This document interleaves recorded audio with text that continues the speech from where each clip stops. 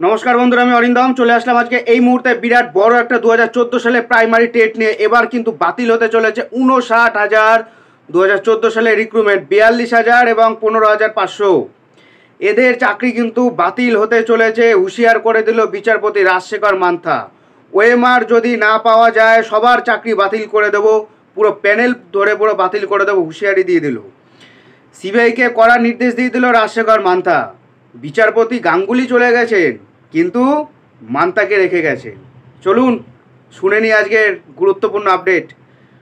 OMR তথ্য না পেলে টেট 2014 বাতিল করে দেবো, সিবিআইকে সতর্ক করলেন বিচারপতি রাজশেখর মান্থা। 2014 সালে টেট পরীক্ষা দিয়েছিলেন কয়েক লক্ষ পরীক্ষার্থী, তার মধ্যে চাকরি পেয়েছিলেন 60,000। আর এই 2014 সালে টেটে কারচুপির অভিযোগে মামলা করা হয়েছিল কলকাতা হাইকোর্টে। ওএমআর শিটের আসল তথ্য না খুঁজে পেলে 2014 সালে টেট পরীক্ষাটিকেই বাতিল করে দেবে বলে হুঁশিয়ারি দিল কলকাতা হাইকোর্ট। মঙ্গলবার হাইকোর্টের বিচারপতি রাজশেখর মান্থা বলেন, ডিজিটাল তথ্য সহজে নষ্ট হয় না, মুছে ফেললেও তা পুনরুদ্ধার করা সম্ভব। পৃথিবী থেকে মঙ্গলে গেলেও এই তথ্য পাওয়া যেতে পারে, তারপরও যদি তথ্য হাতে না আসে গোটা নিয়োগ প্রক্রিয়ায় বাতিল করতে বাধ্য হবে আদালত।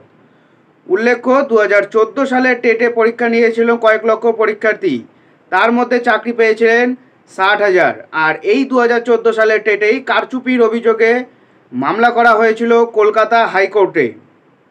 রাহুল চক্রবর্তী সহ কয়েকজন চাকরি প্রার্থী আদালতে অভিযোগ করেছিলেন 2014 সালে টেটের পরে 2016 সালের নিয়োগ প্রক্রিয়ায় বেআইনিভাবে শিক্ষক নিয়োগ করা হয়েছে। মঙ্গলবার সেই মামলার শুনানি ছিল কলকাতা হাইকোর্টের বিচারপতি রাজশেখর মান্থার বেঞ্চে। মামলাকারীদের তরফে হাজির ছিলেন আইনজীবী সুদীপ্ত দাশগুপ্ত এবং দিব্যেন্দু চট্টোপাধ্যায়। তারাই ওএমআর শিটের আসল তথ্য না পাওয়ার বিষয়টি জানান বিচারপতিকে, যা শোনার পরই টেট মামলায় তদন্ত নিয়ে অসন্তোষ প্রকাশ করলেন বিচারপতি রাজশেখর মান্থার। 2014 সালে টেট সংক্রান্ত মামলার তদন্তের দায়িত্ব রয়েছে কেন্দ্রীয় সংস্থাকারী সংস্থা সিবিআই। বিচারপতি মঙ্গলবার সিবিআই উদ্দেশ্যে বলেন, ওএমআর শিটের আসল তথ্য খুঁজে বার করতে, ডিজিটাল ফুলপ্রিন্ট কোথায় রয়েছে তার সন্ধান করতে শুরু করুক কেন্দ্রীয় তদন্তকারী সংস্থা। মঙ্গলবারের মধ্যে অতিরিক্ত রিপোর্ট দিয়ে সংক্ষেপে জানাতে হবে নিয়োগ কীভাবে হয়েছিল, কোথায় দুর্নীতি হয়েছে।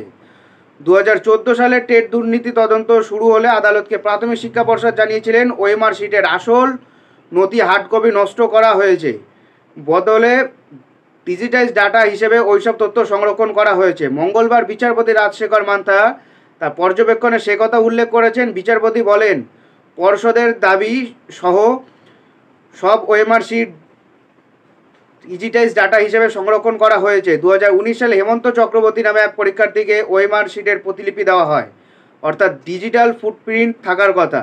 বিচারপতি প্রশ্ন, তারপরে ওএমআর শিটের তথ্য পাওয়া যাবে না কেন? মঙ্গলবার তাই তদন্তকারী সংস্থা সিবিআইকে নির্দেশ। তথ্য প্রযুক্তি বিজ্ঞান বলছে তথ্য মুছে ফেললেও তথ্য পুনরুদ্ধার করা সম্ভব, অর্থাৎ ওএমআর শিটের তথ্য পাওয়া যেতে পারে। আর ওই সব তথ্য সিবিআইকে খুঁজে বার করতে হবে। যদি তার জন্য হার্ড ডিস্ক অন্য কোথাও সূত্রের প্রয়োজন হয় তবে প্রয়োজনে পর্ষদ অফিসেও যেতে পারবে সিবিআই। প্রসঙ্গত উল্লেখ্য, প্রাথমিকে ওএমআর শিট সংক্রান্ত মামলা শুনেছিল হাইকোর্টের তৎকালীন বিচারপতি অভিজিৎ গঙ্গোপাধ্যায়। তিনি ইস্তফা দেওয়ায় মামলাগুলি যায় বিচারপতি রাজশেখর মান্থার এজলাসে।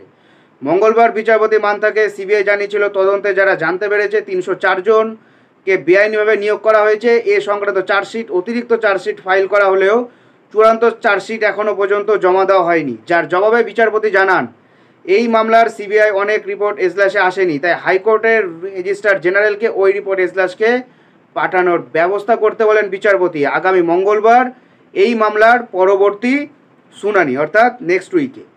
সো বন্ধুরা, এটাই হলো আজকেকার আপডেট। সো এরকম আপডেট পেতে হলে আমাদের চ্যানেল নিউজার অরিন্দমকে সাবস্ক্রাইব করে আমাদের পাশে থাকবেন। দেখা হচ্ছে পরের ভিডিওতে। ভালো থাকবেন সবাই, নমস্কার।